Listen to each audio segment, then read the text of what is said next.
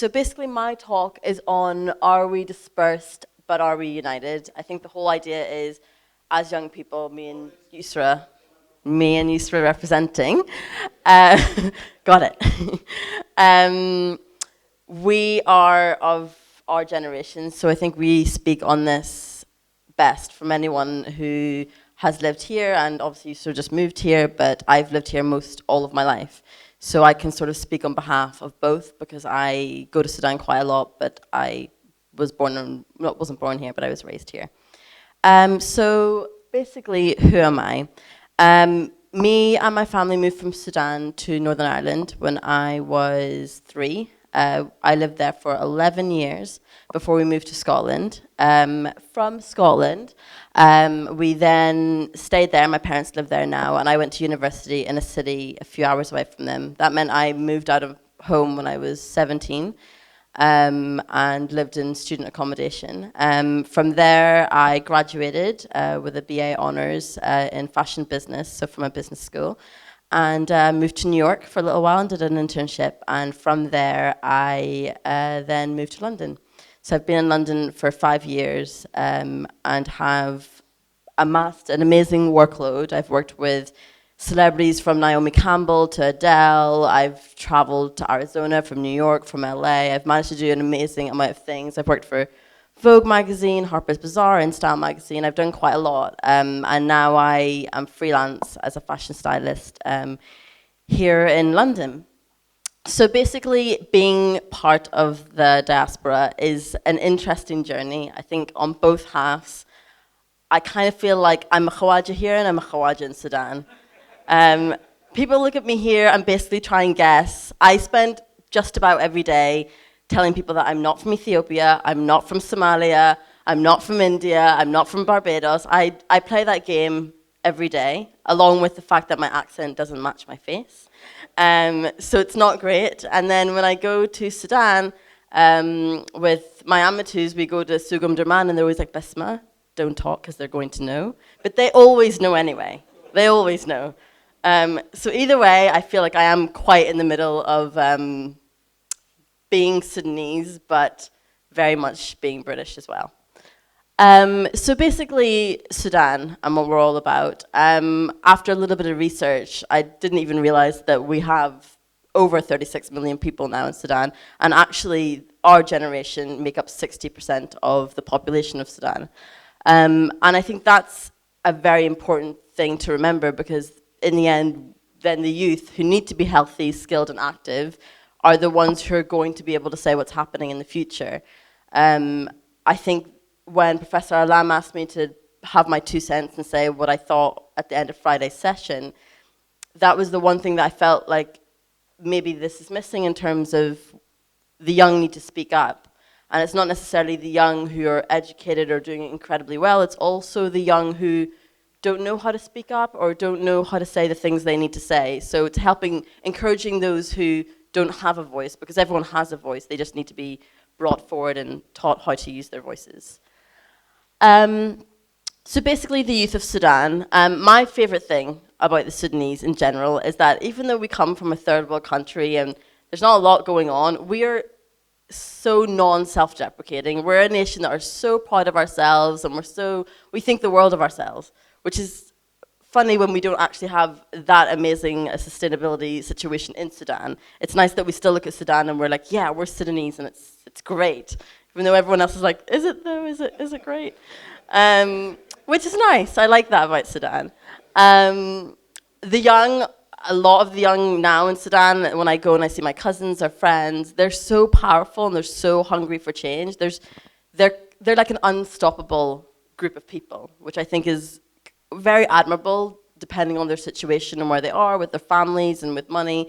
They're all still very hungry for change. So I think the disconnect that I thought between what's happening in Sudan is they are incredibly active. They have a strong sense of community. The youth are always doing things. They're always together. They're always going to their youth clubs or whatever they're doing. But we necessarily here don't really know what's happening there. So I think there's a slight there isn't really that communication going from the youth there to the youth here, so that we can understand what they're doing and they can understand what we're doing. Another thing is, which I find very funny, is even when I go to Sudan and we have a cut-off of electricity and the Wi-Fi goes down, somehow everyone's still Instagramming, they're still Facebooking, they're still Snapchatting. The kids there are social. They're very social, and we need to not disregard the fact that they are alert and they are live on the internet. It's not just us because we're in a Western world that we are.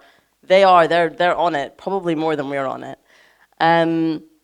So I think we need to think about that in terms of how we connect with them. If they're into their social media as much as we are, then what is that connection there and what do we do with that? So yeah, I also thought when we looked at it, a few of my uncles are involved in things, movements such as the following, where young people come together and they do things to help each other and to help the country. That's another thing that we don't necessarily know they do there unless we research. It would be nice to be more aware of what's happening. So these are just a few things that we found out that different people are doing, whether it's healthcare, education, or reconstructing of old buildings. People are doing quite a lot and they're pretty active. I quite like the idea of I'm going to Sudan for my brother's wedding, and I was like, I want to do stuff. I want to go there, I want to see what they're doing, I want to see what's happening, but it's not actually that easy to find. I don't know how to get involved, and I think that's a missing gap in itself as well, how to get involved in what they're doing. So the youth here, which is basically me, we are like them, hungry for success, always willing to achieve. I think coming from a country like Sudan, you almost have that kind of chip on your shoulder where you're like, I'm going to be really successful because I want my country to be proud of me, and I think that's an important thing to go with. The difference here, I'd say, to there is obviously the youth there often live with their families until they get married or they move away or they get a job. Here, I haven't lived with my parents since I was 17, so it's been 9 years since I've lived with my parents. And that can make us fiercely independent. And I think the difference is when you're so independent, you sort of forget what's going on around you and you forget what's happening in your own homeland because you're kind of like, I'm just trying to do what I'm doing here and do it as best as I can. So you can become a bit unaware of what's happening. So yeah, I think I said that before with my identity, with the issue of being Ethiopian, Somalian, Eritrean, whatever everyone else thinks I am. I think Jamaican, that you guessed Jamaican as well. The issues of just not knowing where BASMA is, I think in a sense can cause its identity issues in itself to work out who you are, then who you are as Sudanese, and then who you are as British. It's three very different questions, and I think understanding that would be nicer if I had more Sudanese people around me to understand past my family who I am as a young woman. But at the same time, my parents and my family have done an incredible job. It's not to say that I'm not connected to my homeland. My family always laugh because I slip in random Arabic words and add an ing at the end. Like they're always like, oh, you're going to Salih? And I'm like, I'm going to Salih in a minute. And they're like, you can't do that. It's not the same language. So I think I do know what's going on with Sudan, and it's amazing because we've been brought up with the language and we've been brought up with the love and the understanding, and my parents try so hard to take us there quite often. So we are lucky enough that we are connected to the best of their ability. But the difference is when you move on from being a child of your parents and you become an adult, it's figuring out how to connect with that by yourself. And that's maybe a missing gap that I'm just trying to slowly understand myself. The other thing is, I'd say, here we're lucky that we have different job opportunities. I know my cousins or my friends there, they're lawyers, they're doctors, they're vets, they have all those high octane jobs that they do. But here we're allowed to be a little bit more expressive of what we want to do. I mean, the amount of people that I say, when they say, well, what do you do? And I'm like, oh, I work in fashion. They're like, do you design clothes? And that's not what I do. But people don't know how many other job opportunities there are out with the high level of doctors and lawyers. I wasn't huge in academia, but I was very creative. And being here, I feel like I was allowed to work on that more. I'm not sure that in Sudan they are as open to that. They just want you to be a doctor or a lawyer, basically. So why the disconnect? I think there's a lack of understanding because of the lack of community. I think here I have 2 Sudanese friends that I've made last year. Other than that, I actually don't really know anyone that I'm not related to.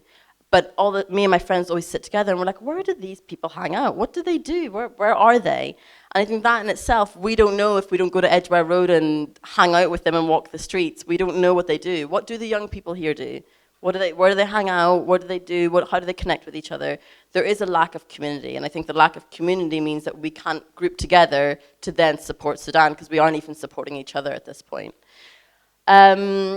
And I think, yeah, as I said before, I think the diaspora has made the youth of here very independent and very self-driven. I think what that does is it means we just kind of go with our own paths and do our own thing, which is great because we're all successful, but I think it would be nice if we could bring our success together and understand how we can do it for a bigger cause. Again, I think it's kind of the same point under a mutual goal, because if you're going to be so self-dependent, so self-driven, is the goal then to make a better Sudan? But not that we don't care, but because we're not there all the time, is the goal to make a better Sudan in a diaspora community here, so that we can work together to see what we can do, because I will never move back to Sudan, but it doesn't mean that I don't want to be part of Sudan. But do I have to be there to be part of it? I don't necessarily think so. I think it's about working out how to be part of it, but being here, I'm still being part of it. And then again, yeah, the lack of social scene. I think unless it's Eid, unless it's Ramadan, unless it's Friday prayers, there's nothing else happening. There's a huge community here for the Pakistani community and in general a lot of other communities, but I think for the Sudanese or for Arabs in general, there isn't a huge amount happening that you can connect with on a different level. Yes, 5 minutes. So, food for thought, basically. I think Sudanese African youth need to think like the youth for the youth. I think that's the most important statement I can make. We need to think like them, like me, to work out what they need. Secondly, I think increasingly young people live online, so we need to think about the social and cultural interactions they have if you live online. It's not going to be face-to-face. We're lucky enough now to have FaceTime, Tango, Line, all those things, but we need to think about what else we can do past that. And our community is very transient, which means people are constantly coming and going to Sudan. I know myself, I go there for 3 weeks and I come back and get on with my life, and then I'll go again in 2 years. What's happening in those 2 years to make sure I don't forget what happened 2 years ago? That's important. And then I also think there needs to be more mentoring schemes. I think Professor Adam is amazing at setting up things like this so we can all connect together, and he's part of so many amazing groups. But I think for the young, we now need to think, with hopefully your help, that what we do, for us to take it forward without having to always be by ourselves. So a great mentoring scheme. So this is kind of my last slide. I think this I wrote by myself because I just think it makes me think and be so proud of Sudan. So basically, whatever the worries and uncertainties, and regardless of how much money our nation has, what I love is Sudanese people, young and old, are so proud and so patriotic of their beautiful country and what it has to offer. We love our sandy roads, we love our Nile, we love our food markets, but most importantly, we love who we are as people. The kindness, the thoughtfulness, and the respect we have towards each other has got our country through the biggest troubles. So listening to the voices of our youth will only benefit the future of our children and their future, and their children too. So my last sort of statement is, we must remember that individually we are one, but together we are an ocean. So we need to come together as children, as youth, as adults, as elders, and think about what we need to do to move forward. Thank you.